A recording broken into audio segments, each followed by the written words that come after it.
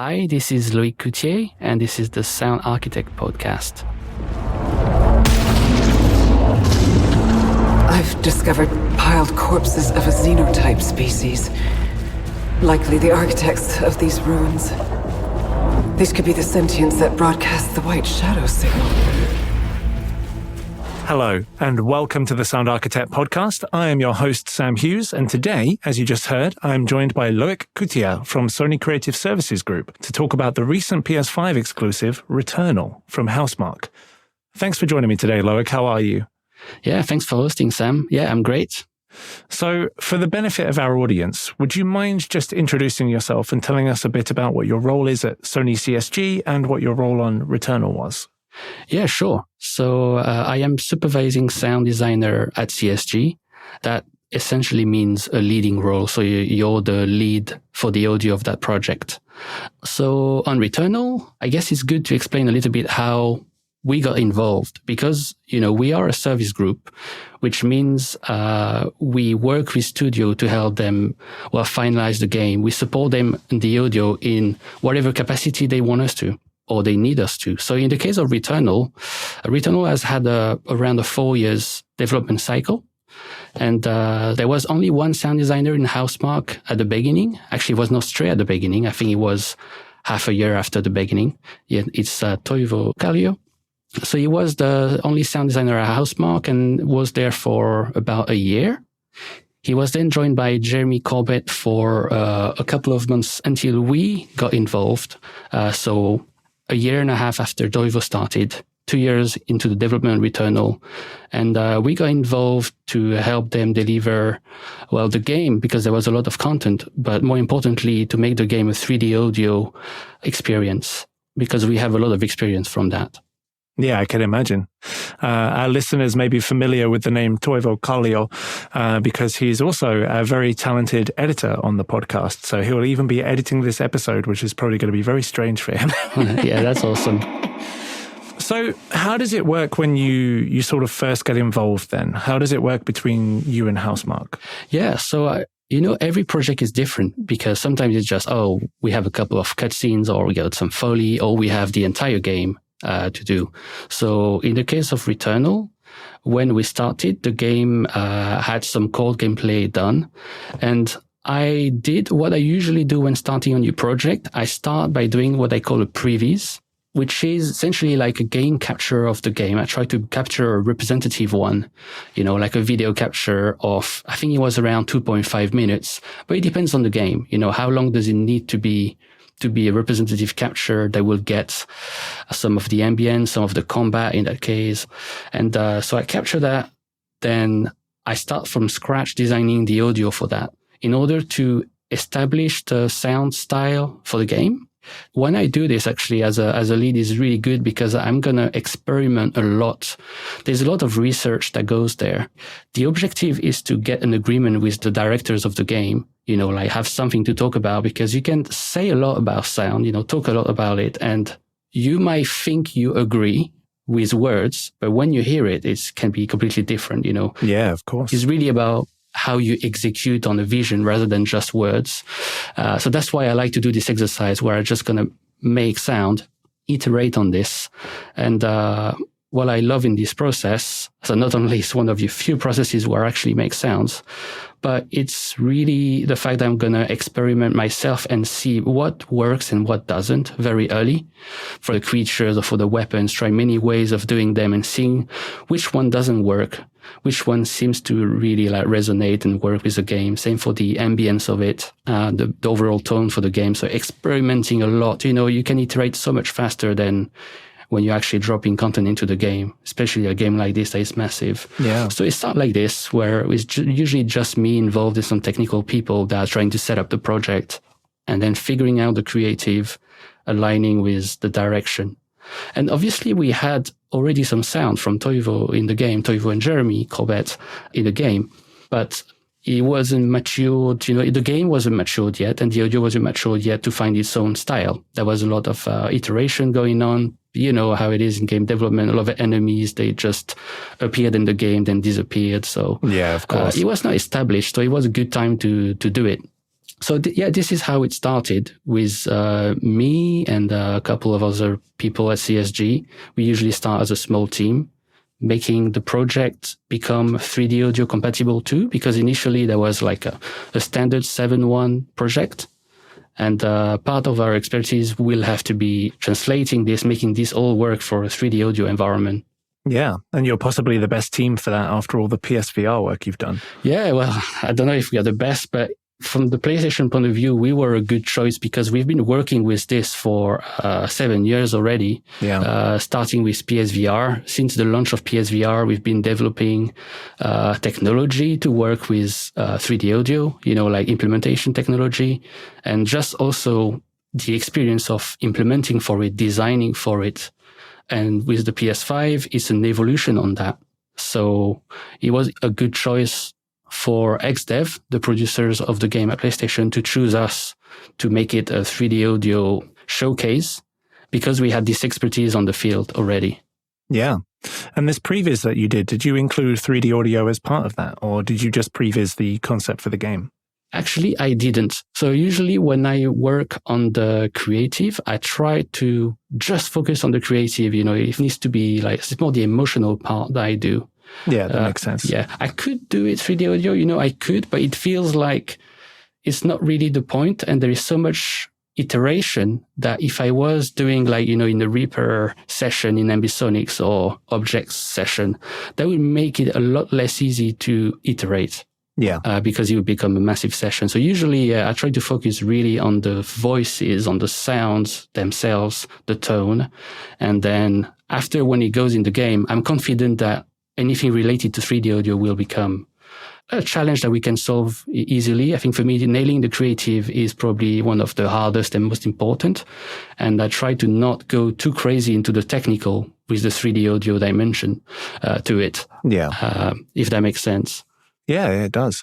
And you're saying that the game was in a far along enough state that you could use gameplay for the previous, or did you also use things like concept art or anything else to influence some other ideas? Yeah. Yes, good point. So the game was in a good enough state in terms of what was there, even is visually or, the behavior, the pace of everything wasn't really there yet.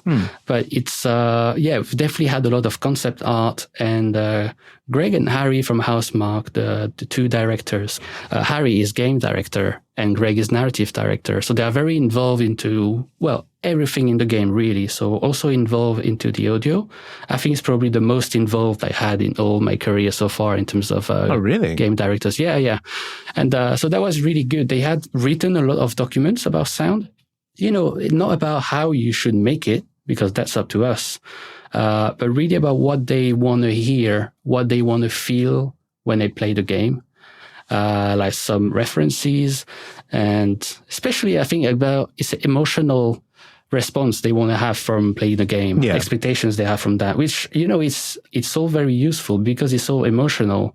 You need to agree on something you hear because it doesn't mean the same things when you have someone expressing in their own words and yourself. Yeah. Even using the own words, it doesn't mean necessarily the same thing. So that's why I like to have a sound form of the discussion. You can really rely on what you're hearing. Of course. Yeah. It's subjective, right? So it depends how you interpret it. Exactly. Totally. Yeah. And also I think a lot of us sound people are very well aware of their discussions of trying to communicate with non-sound people and kind of understand what they want. Yeah.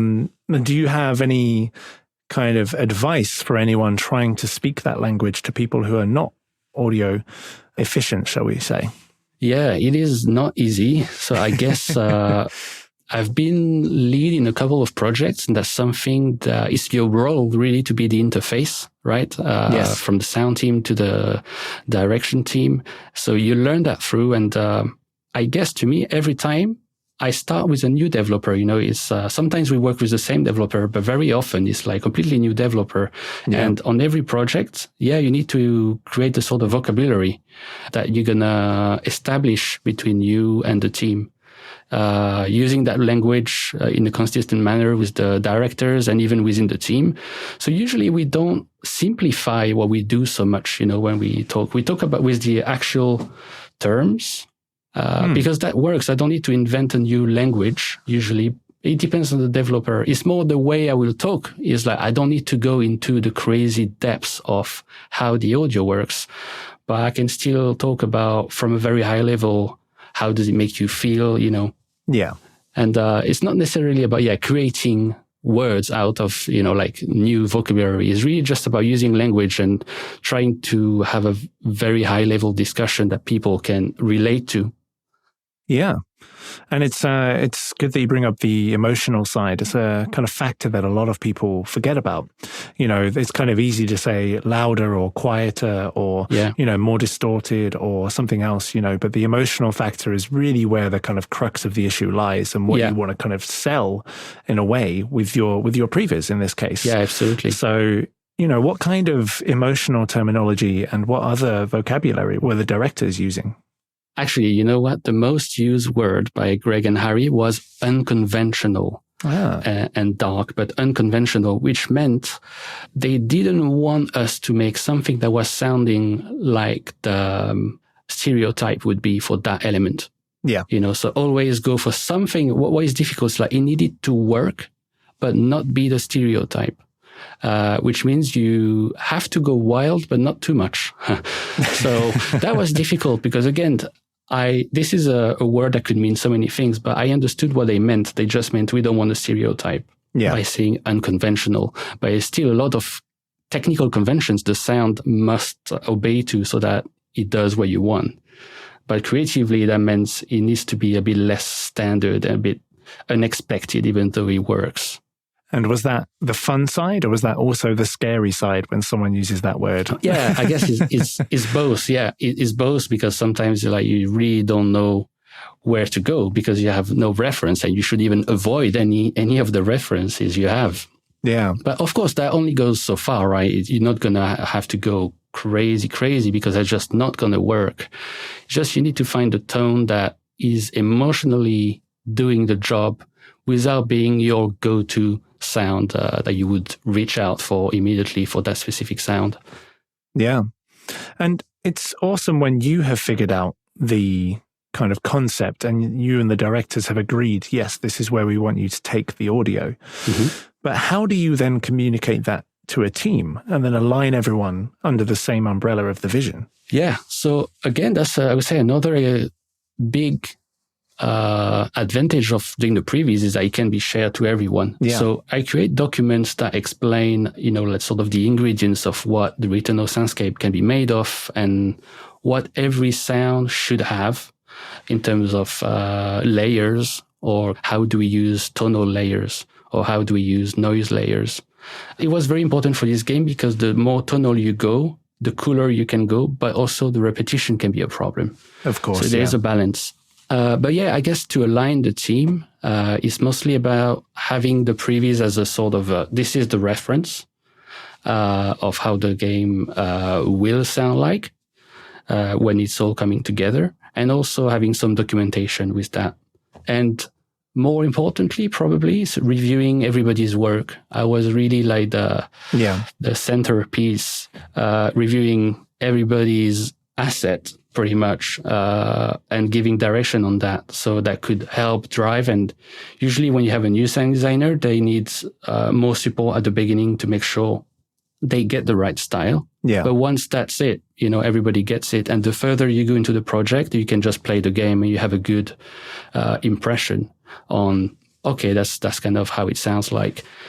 So it's a lot of establishing something at the beginning, something that you can share, something that is not just words. Yeah. And then helping everyone get that style, And it can be, for a new sound designer, it can take a few days, a few iterations before we nail the style. And then once they get it, it's very fast. Awesome. And so I'm also intrigued by something you hinted at to me previously, which was the bi-weekly sound design challenges. Oh, yeah. I'd love for you to tell us more about those. Yeah. The idea for me was to, have fun making sounds. That was the first thing, have fun making sounds and being together as a team, because everybody is working really hard on their own.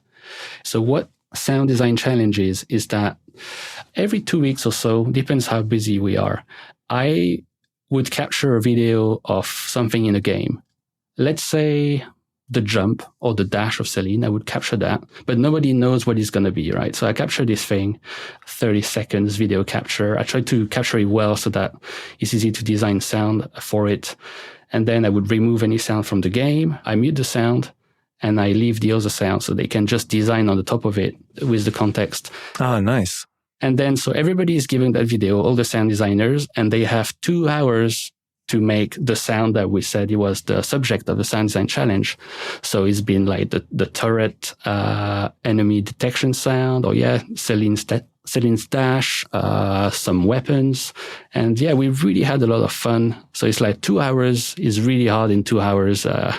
You really need to do it. Yeah, I was going to say, like, but it's been really cool because, there was so much content in this game and so much variety that doing this exercise, so not only is for the fun, but it was actually useful to see.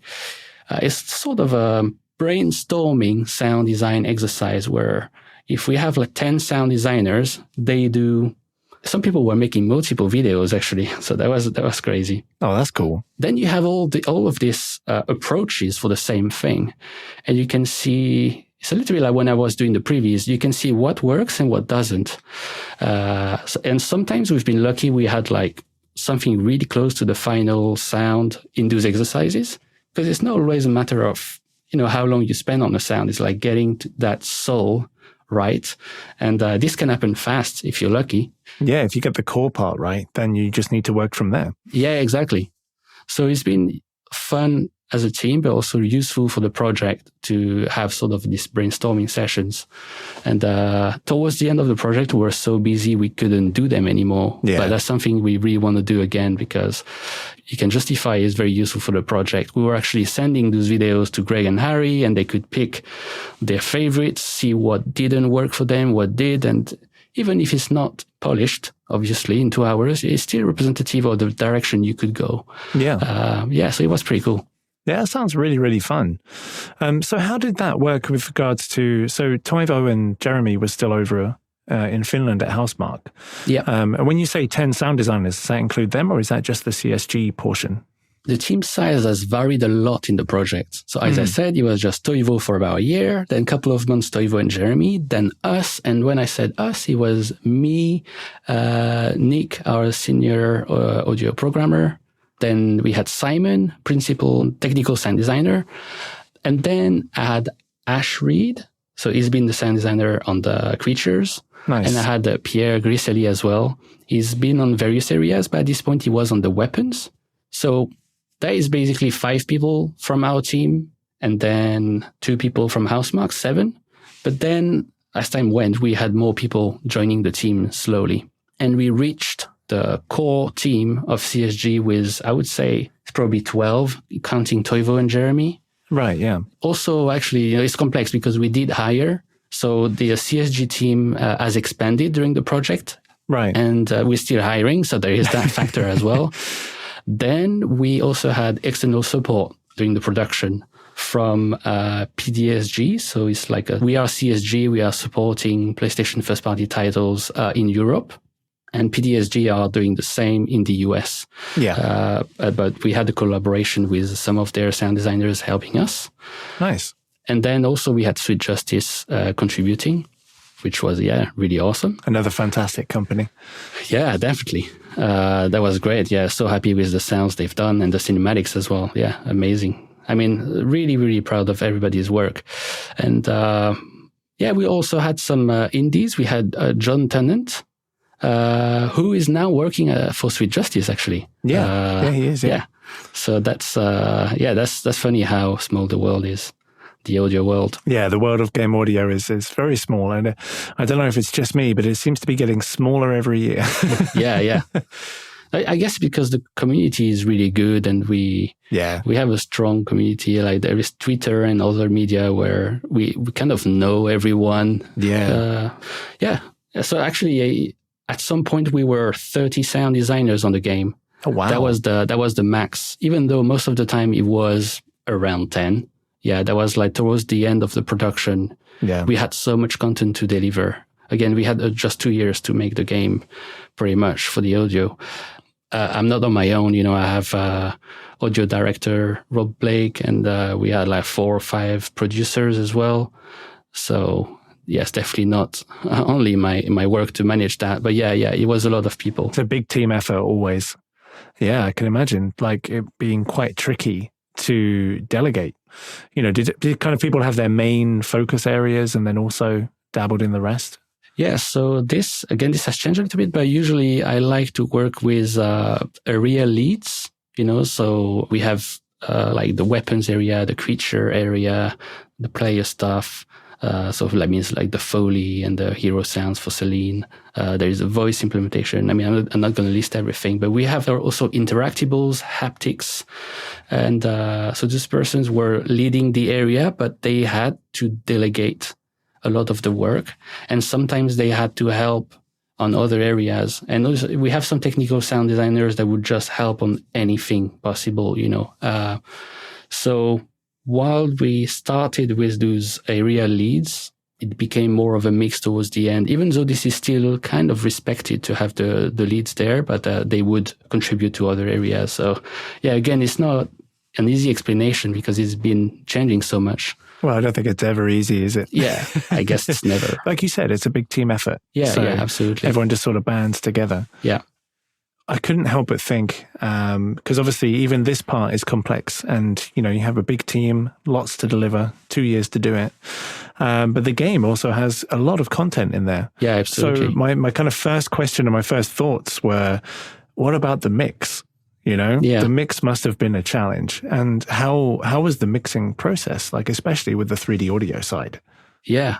Oh yeah, the mix definitely like a big beast. And it was my responsibility as the person that is making it all come together. Yeah. It makes sense to be the person mixing that. I was reviewing everybody's work pretty much. So we actually did not have any time scheduled for the mix for this game, which is insane. But because it's usually games, it's sometimes hard to get an agreement on that. But the mix is not something you do at the end. This mix is something you start from the beginning, just establishing what is the bus structure. Yeah.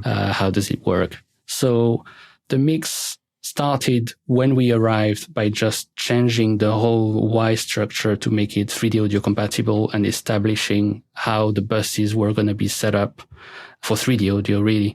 And that is based on our experience with PSVR. And also, I guess mixing is very personal too. So there's a way I set up things, which probably is a bit overkill in many ways, but it gives us a lot of flexibility. So because we always want to push for 3D audio, that means we need to be able to experiment a lot with how we do routing. So I have a lot of buses there that would allow you to choose for each single type of sounds if you want to use ambisonics, objects, or pass-through.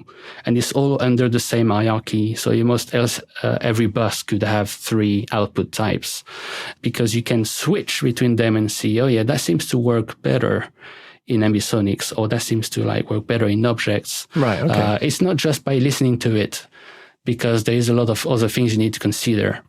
For example, with the versions of Y that we have, if you use objects, you cannot really do bus processing at all. That doesn't really exist so far for objects. So it would be, can I live without that first? And if yes, okay, let's try in objects if I cannot do the processing. Yeah. So yeah, it's just having a lot of flexibility. And yeah, the mix was really some work that starting from the beginning right up until the end. Also establishing a lot of rules and standards for it to make it work, because, more and more so with massive games, I think consistency is the first step. And in Returnal, also voice limits, it was crucial that every single asset pretty much in the game had the right voice limit settings, because it's such a spammy game. When you hear the final game, you don't really know how much you're not hearing, but there is so much that we're just getting rid of. Yeah, I can imagine, yeah. Yeah, and of course, pre-wise culling too, pre-wise limitations too. Yeah. And how big was this kind of mixer of buses? How many buses overall did you end up with?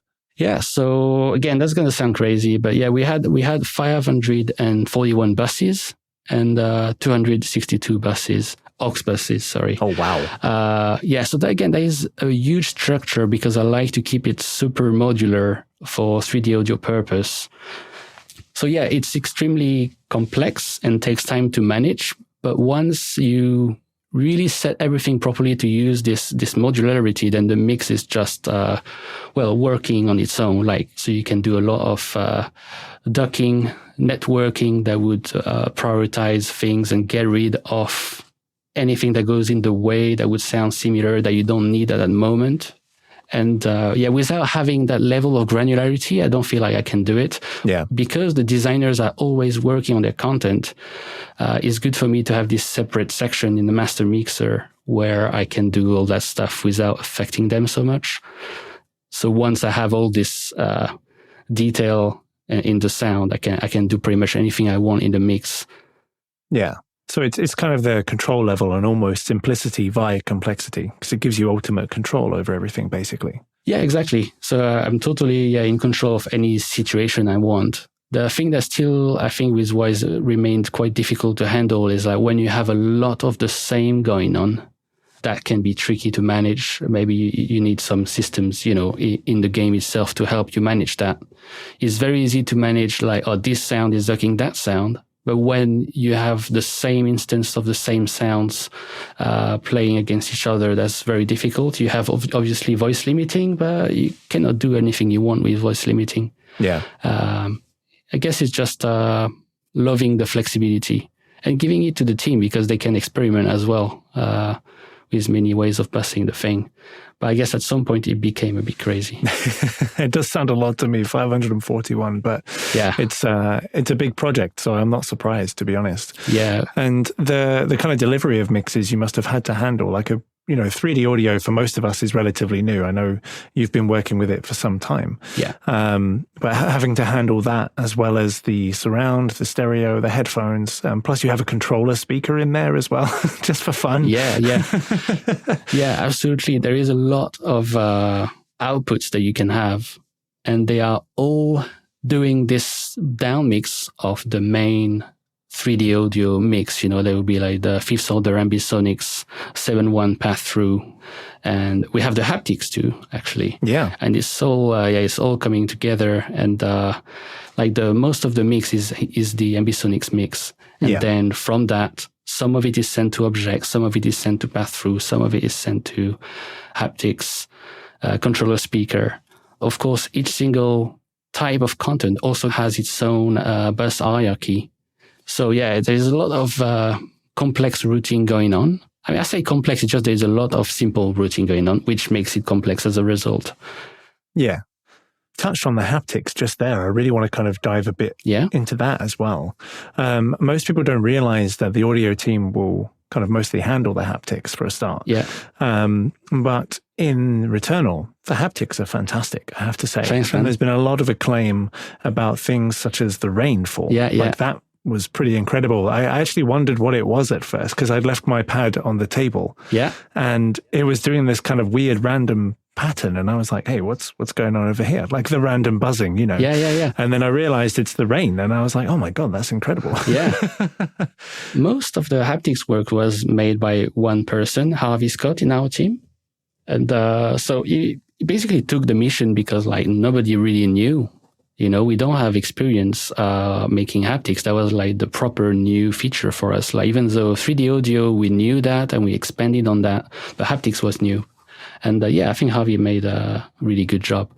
And I think the rain is a live synthesizer that generates some sine pulses.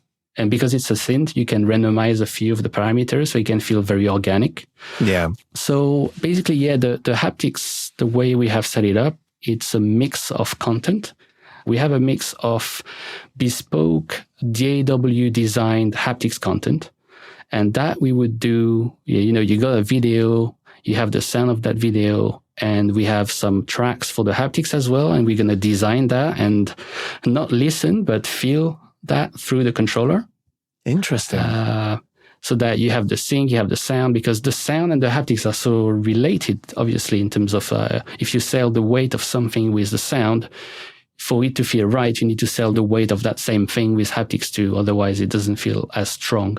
Yeah. So it's, in a way, we found it good that the audio team is handling the haptics, because there is that connection between sound and vibration. So yeah, we have this design content that takes obviously a lot of time. So we cannot do everything like this. Then we have live synthesizers within Wise. So we actually use some synths that have been designed by our own Sony R&D. You could use any synthesizer, as long as you have a synthesizer in Wise. But this one was flexible, like in terms of envelopes. And the advantage of this, you can really use dynamic parameters, RTPCs, to handle anything that is very interactive. Yeah. You can do it with the assets, obviously. That's how we make the sound. But it's just, if you can have a live synth, usually we don't do that for sound because it wouldn't sound convincing enough. Yeah. But for the haptics, it works really well. Like, it has the super clean signal that works well for the vibrations. So we did use a lot of synthesizers. And then the third type of content is sense from the audio, which I guess makes sense and is expected. As we said, haptics is audio signal. So we can just reuse that. But the fact that we have all those crazy layered buses and sounds helped a lot you send only the layer you want from the audio to the haptics. So if you have, so the weapons are more something where we have designed bespoke assets, but if you had any sub-layer in a sound, that might be the one we use, a tight, short layer, and not the one that would be creating a lot of, mud in the haptics. So yeah, there was the combination of the three systems, and the way you pick which one is really about prioritization. The things that you want to be the most awesome, then you're going to have to design them, but that will take a lot of time. And because there's so much content, we're using prioritization to decide, okay, this is what's going to be great, and this is what is going to use the sense. But sometimes the sense are amazing too. Sometimes it's the perfect sound. I mean, it is the sound asset itself, so it just feels like it's the one-to-one haptics and sound. Yeah. It just, sometimes it doesn't work because it feels like haptics is murdier than you want it to. Sometimes we had some processing in the buses, like the haptics receiving the audio might have some expansion or gating, some EQ to fit better. Getting rid of the tails are a little bit too long. Things like this. Amazing. And I do feel that it works really well with sound. It's like when you have a sound in a game and you complement it with haptics, that makes it a lot stronger. And I've had experimented with that a lot because sometimes we didn't have haptics of that sound, or sometimes I was muting it. And, the same, when I was mixing, the sound at the same loudness with or without haptics didn't feel as loud. The stronger the haptics is, the stronger the sound feels. And also, I guess, in the mix, is doing some sort of a cocktail party effect where you hear that sound more because that's the one you're feeling. That makes sense. Yeah, it's you have an additional sense that has a lot of focus on that sound exactly at the same time as it's playing. So immediately it becomes the voice you're hearing in priority in your brain. So that was very interesting, which means haptics is very important for the mix as well, the audio mix, in terms of setting the power, but also the focus. You could confuse someone actually with the haptics content and the audio content not focusing on the same things. Yeah. There's that cognitive dissonance almost. Yeah, exactly. It's like it doesn't feel right? Because it has to feel like what you're seeing and hearing. Otherwise, you kind of go, oh, something's wrong. Yeah. Something's weird. And you, using the word focus there, you've reminded me of the accessibility options you had in the game as well, which I think we should touch on. Because you had things like dynamic range, speaker tuning, and a VO focus, which is what you just reminded me of. So I'd love to hear more about that. Yeah, for sure. So I'll start with the dynamic range because it's the first one. So, for some time I was a bit disappointed in the games I was making before, in the fact that dynamic range, you provide all those settings, but they don't necessarily make sense for the players. And it's very tempting to choose the maximum one, the largest one, because it sounds like that's the one you should get. It sounds bigger, it sounds better. But bigger and louder. It's the best, obviously. Yeah, exactly. And it's really not that. It really depends on how loud you're playing, how loud is it around you. The most dynamic range setting is definitely not going to work in a lot of situations. So I wanted to solve that a bit and help the players to have a better way of choosing or defining what is the best dynamic range settings for you. So I created this system of you define how loud you're playing the game and how loud is your environment. And then those two parameters can help figuring out like the best dynamic range for you. So if you're listening super quiet, and if your environment is loud, so obviously you need the most narrow dynamic range possible. Yeah. And the opposite, like if you're listening really loud in a very quiet place, then you can enjoy the loud dynamic range, the highest dynamic range there is. So yeah, that was the first option. And so far, I think it's been pretty successful. I would like to see more data about this and see more people talking about it. But maybe they will now. Yeah, exactly. Yeah, I would like to have some feedback about this because I think people need to be helped as to knowing the highest dynamic range or the lowest dynamic range is not about being good or bad. It's just fitting a situation.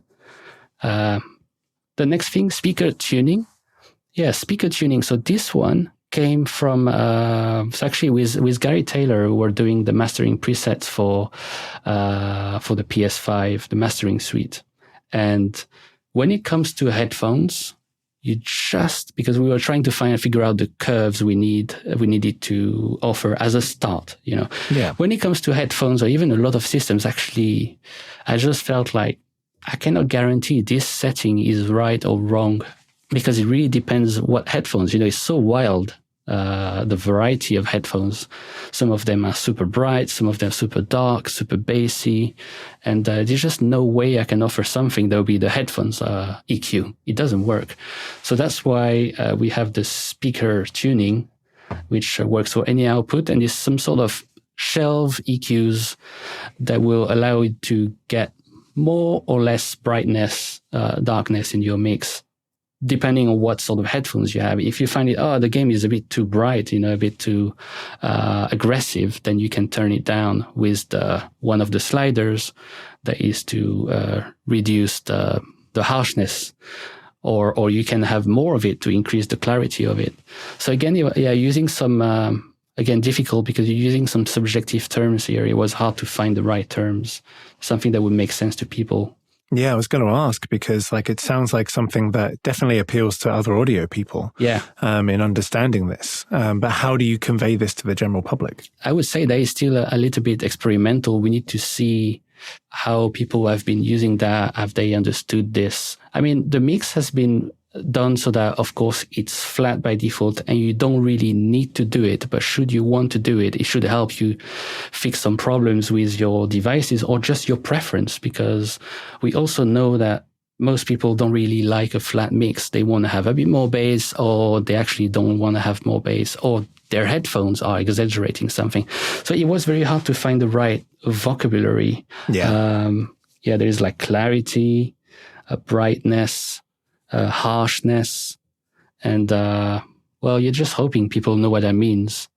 You can only go so far, right? You can only describe it in so many terms. Yeah, exactly, with a couple of terms, and then they can just try it out as well. And I guess it will, combined with that, it will be working enough for them. Yeah, maybe you're teaching the general public audio terms, and they'll know what brighter and darker means. Yeah, exactly. I think as long as it's not a crazy term that feels like you need to look the definition.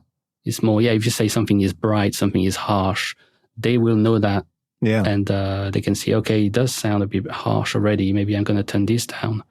Or usually people know if they want more bass or not, I guess. Yeah. And what about the VO focus? Yeah. So the VO focus.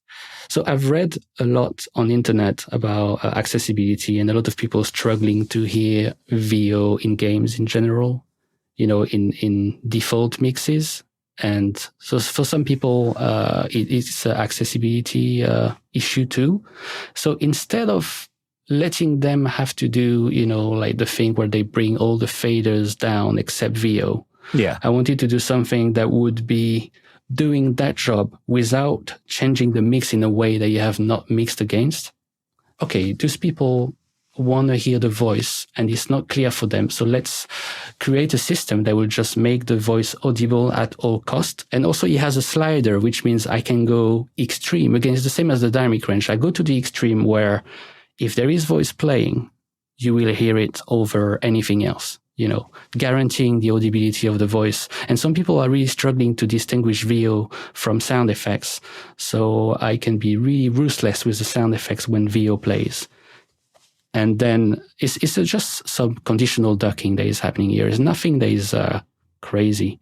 It's maybe difficult sometimes to maintain when you have all those systems working together and making sure that whatever slider the mix is at, this will not go crazy. Yeah. But yeah, it's just having this system that instead of having to turn everything down, you have this. What I want is actually to hear the voice at any point. And then you have this slider, you put it to the max, and whenever there is voice, it's going to slam everything else. So you will hear it very clearly.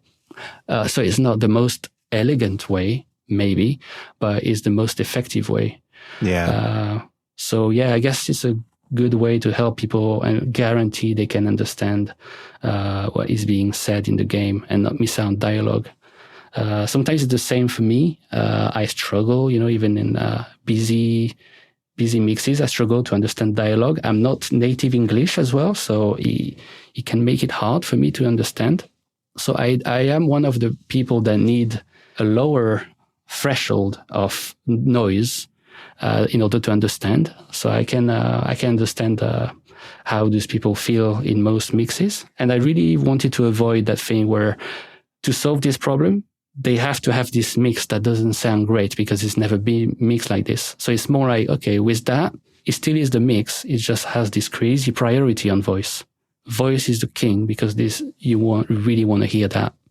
Yeah. And speaking of the dialogue, I've been loving it, like uncovering the logs and, going through the house and so many other things. I won't go any further for spoiler territory. Yeah. But in terms of that, what was the processing like? Because you had first person, third person, you had logs, you had the answering machines, dialogue was pocketed in lots of different ways. Yeah. So one of the things I'm quite happy and proud about is that all the processing is happening in game. All of it, completely. That's amazing. The voice was recorded nicely and mastered in terms of, having the signal super clean, but not too affected. And then everything else, like the helmet processing, even the logs, the answering machines, that's all live processing in Wise. Wow. We are on PS5, so there is so much the PS5 can do live. And the other thing was that actually in the development, we had the option to switch between first person and third person. You could not fight in first person, but you could switch at any time. Oh, wow. So it was actually a necessity to have the game sound live switching from inside the helmet to outside the helmet.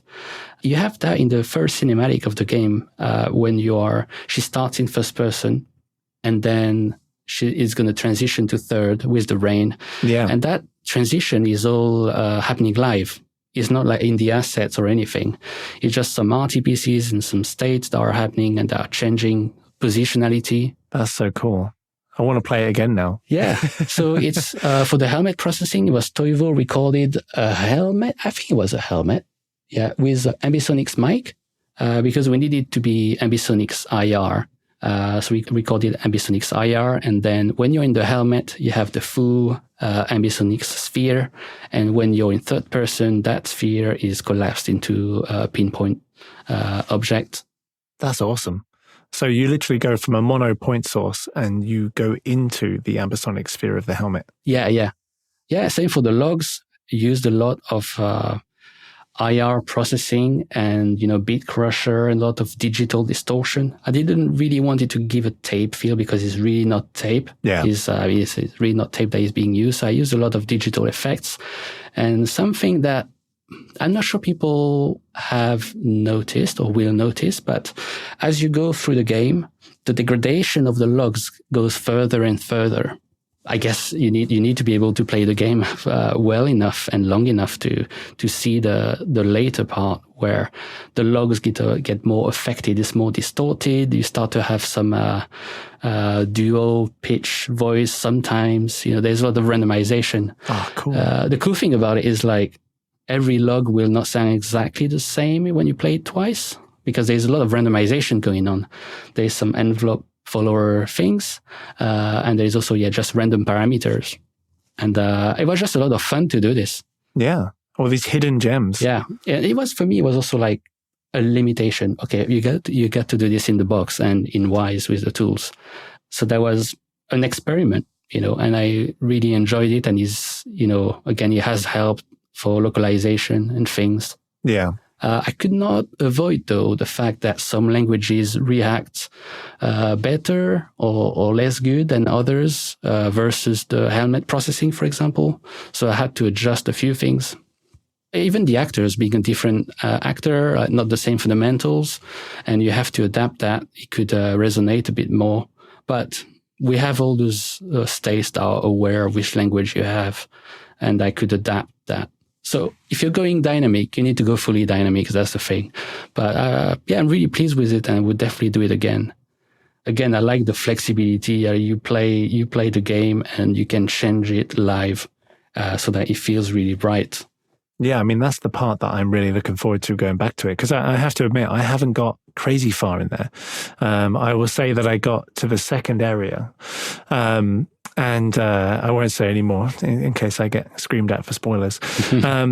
It's a tough game, but I'm enjoying it. Like, it's very, very good. It's punishing, but it's rewarding at the same time. And the narrative and the audio logs and everything else really help sell that. And it's very exciting, especially as a fellow audio designer. It's really exciting to hear that you managed to do everything live in Wise, and that there's all these kind of hidden nuggets that I didn't pick up on yet that I'm looking forward to kind of discovering as I go through. And in terms of the tech, it sounds awesome.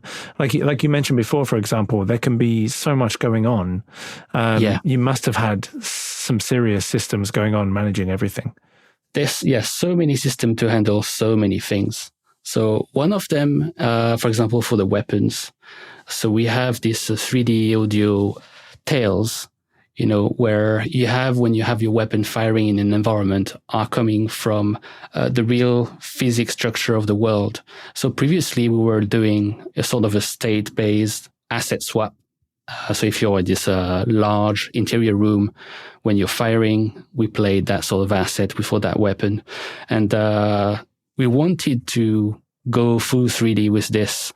And we've been able to do it for Returnal, where we have some raycast that goes into the environment, and then the assets come from the 3D world around you. So it feels really, it's coming from the left wall because I'm close to the left wall. Amazing. And one thing I like even more is the fact that it comes from the room that is next to you.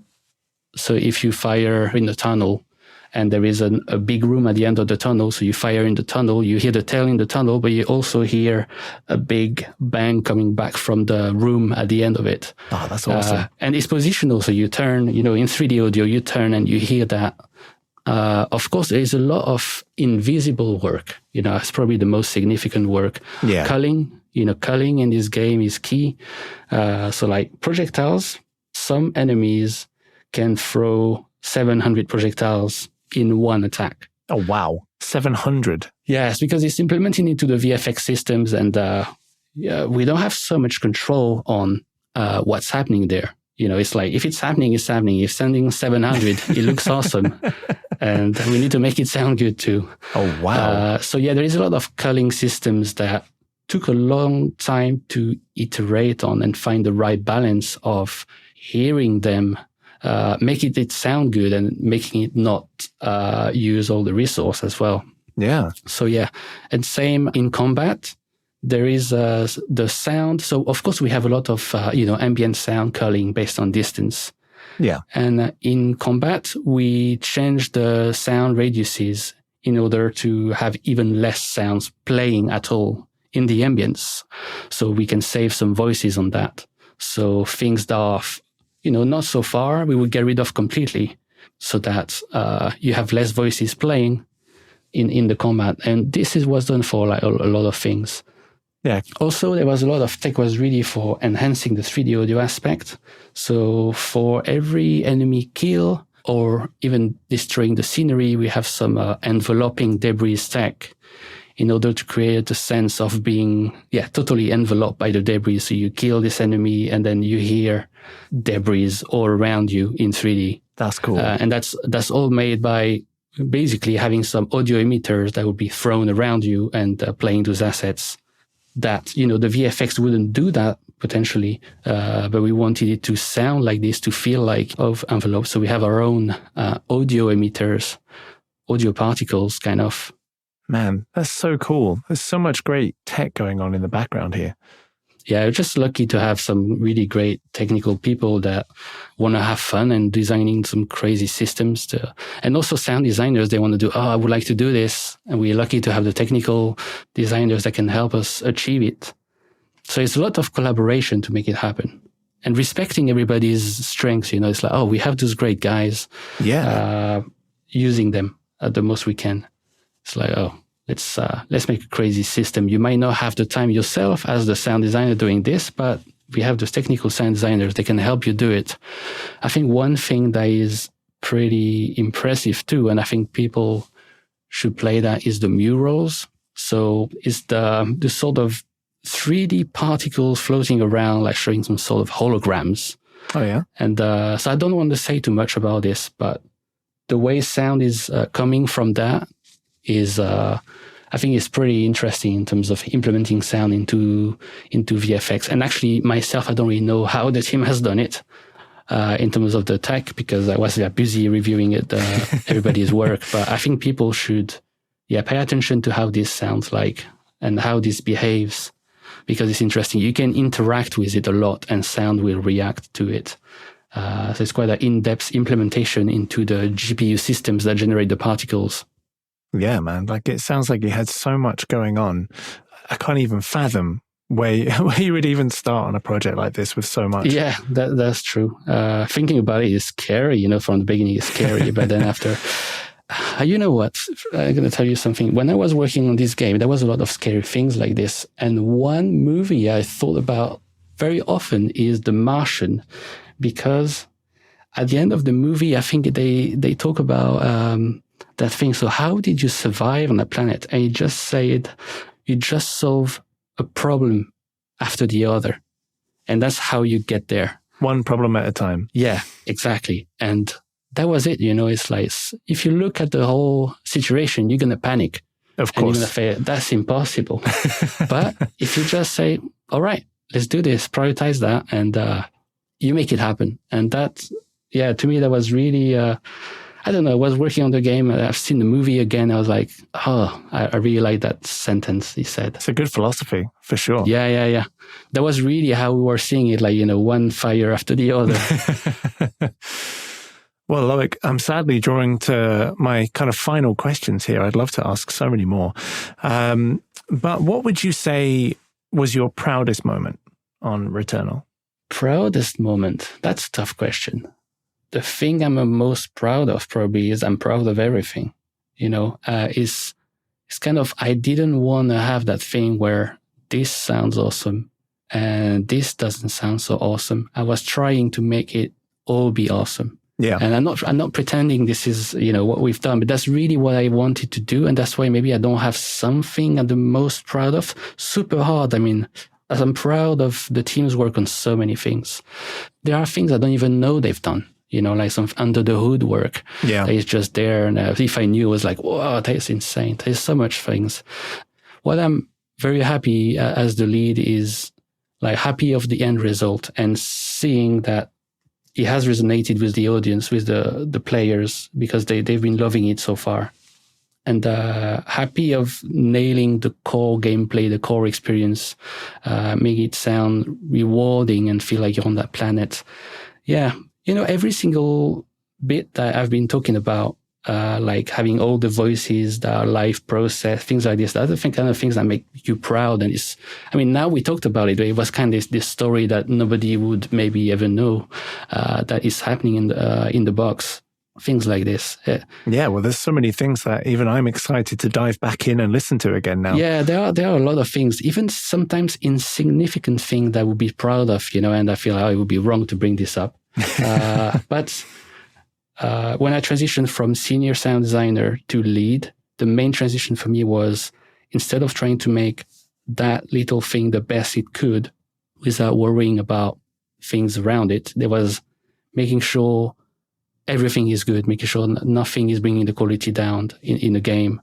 And so that's why, there's not one specific thing I'm proud of. I'm proud of delivering the game as it is with my team, with everybody involved. Yeah, it's been really amazing. Yeah. And my final question is sometimes the hardest question for people to answer. Mm-hmm. But I'm very excited to hear what yours is on this. If you could go back in time and speak to yourself at the beginning of the project, what would you say? What would I say to myself? Yeah, if I could give myself a hint. Well, careful about COVID. No. Well, I guess there is the one, try from the very, very beginning to insist on having some mix time for the project. We did try, but sometimes the deadlines are hard to make it work for the game. So there is that. Maybe try that even more so. I will try that for the future. Sure, yeah. Even more. And I think, the mix has had so many iterations. Sorry to go back to the mix, but when I started, I think I was not really getting in. I wanted to make it sound like a first-person shooter. And that doesn't work because there is that sense of power of the weapon from a Battlefield-like, Call of Duty-like mix, where it sounds really powerful. But in Returnal, you are a bit weak. I mean, you have a strong Celine, but you need to hear the enemies a lot more than yourself. Yeah. So it was hard to try to make it feel powerful while still allowing people to hear the rest of the soundscape. So I guess that's true for everyone. Once you know the rules of the mix, if you can know that from the beginning, that would be awesome. But Amazing. Well, I have to say, Loic, it's been an absolute pleasure, and I'm going to be sorry to see you go. Yeah, it's been amazing, man. Thanks. And thank you. Hopefully you'll join us again in the future. Oh yeah, I hope so. Yes, well, you're more than welcome back anytime. And thanks again to everyone for listening. Take care, Loic. Thanks, guys. Bye-bye.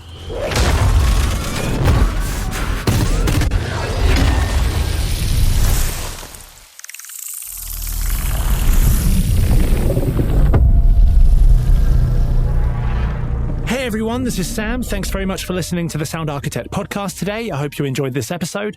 If so, there are many ways you can support the show, which is incredibly appreciated. Obviously, there's the financial way where you can support us on Patreon, which is patreon.com/sounddesignuk. However, there are many other ways which also help, such as liking, subscribing, reviewing, commenting, and sharing via whatever channel you listen on. Thanks so much for your support already. It really is a work of passion for me, and I'd love to keep sharing the knowledge from all these talented and wonderful people. Thanks again, and catch you on the next episode.